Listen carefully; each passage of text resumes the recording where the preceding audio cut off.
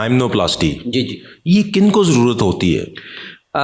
Hymenoplasty के बारे में मैं थोड़ा सा आपको ये कहूँगा कि बेसिकली वो फीमेल्स जो अपनी किसी भी रीज़न की वजह से वर्जिनिटी को लॉस कर देती हैं। अब वो वर्जिनिटी लॉस जो है वो उसकी क्या रीज़न है,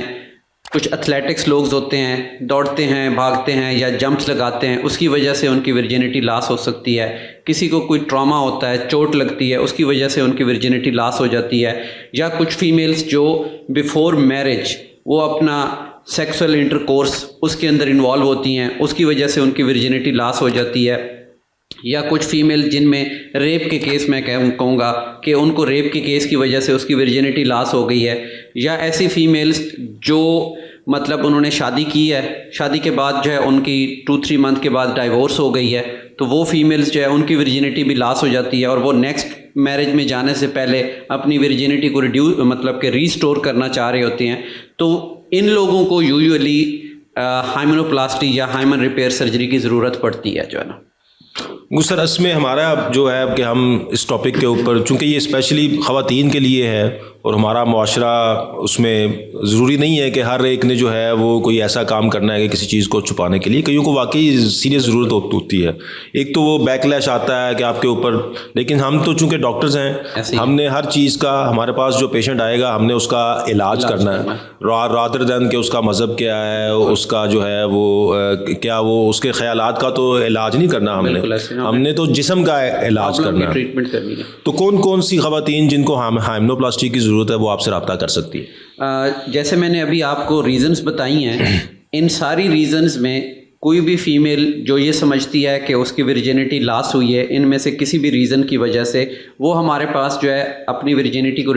रीस्टोर करने के लिए, हाइमन रिपेयर सर्जरी कराने के लिए अपना कांटेक्ट कर सकती हैं या कंसल्टेशन ले सकती हैं। तो कंसल्टेशन लेने के बाद हम एक एग्जामिनेशन करते हैं जिसको हम फिज़िकल एग्जामिनेशन कहें। फिज़िकल एग्जामिनेशन करते हैं तो उसके बाद हम डिसाइड करते हैं कि मतलब इनमें से किसको ज़रूरत है या किसको ज़रूरत नहीं है, तो फिर हम फर्दर जो है उस प्रोसीजर की तरफ प्रोसीड करते हैं। अब जैसे मैं आपको बताऊं कि नॉर्मली जो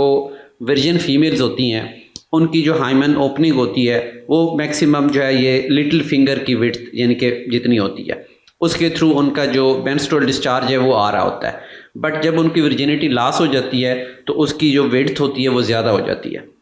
जब वो विड्थ ज़्यादा हो जाती है तो उसमें फिर ये है कि जब वो मैरिटल रिलेशन में जाना चाहती हैं तो उनको वो प्रॉब्लम्स होती हैं कि भाई कल को मेरे हस्बैंड को ये पता ना चल जाए कि मतलब कोई भी रीज़न की वजह से, जैसे मैंने बताया कि मतलब मेरी वर्जिनिटी पहले से लॉस है और मैंने कोई सेक्सुअल एक्टिविटी की हुई है, जैसे मैंने बताया कुछ लोगों ने नहीं भी की हुई होती बट ड्यू टू रीज़न्स जो है उनकी वर्जिनिटी लॉस होती है, तो वो उस चीज़ को रीस्टोर कराने के लिए वो चाह रही होती हैं कि हम मतलब एक as a pre virgin state में आ जाएं। तो उस चीज़ के लिए अगर वो इवेलुएट कराना चाहती हैं, आना चाहती हैं, तो उनको ज़रूर इस चीज़ को कंसीडर करना चाहिए। अच्छा सर, इसमें एक जो हमें क्वेश्चन आते हैं मोस्टली चैनल के थ्रू जो आवाम हमसे पूछती है, हमारे यहाँ एक बड़ी मिथ है कि शायद आपकी जो शादी की पहली रात है उसमें ब्लीडिंग होना ज़रूरी है। क्या ये ज़रूरी है सर? अब देखें, इसमें मैं 100% ज़रूरी इसलिए नहीं कहूँगा क्योंकि जब फर्स्ट नाइट पेनिट्रेशन करता है मेल अपनी पार्टनर फीमेल पार्टनर के साथ, तो वहाँ पे जो म्यूकोज़ा होता है और हाइमन का म्यूकोज़ा हो गया या अंदर वेजाइना का म्यूकोज़ा हो गया, जब वो उसको फोर्सफुली पेनिट्रेट करता है तो फोर्सफुली पेनिट्रेट करने की वजह से वहाँ पे मतलब म्यूकोज़ा को डैमेज होने की वजह से ब्लीड हो सकता है। अब इसमें ज़रूरी नहीं है कि हर फीमेल का जो म्यूकोज़ा है वो डैमेज हो और उसको जो है पेनिट्रेशन के बाद ब्लीडिंग हो, क्योंकि इसके अंदर जैसे फीमेल का मैंने बताया, इसी तरह से मेल की जो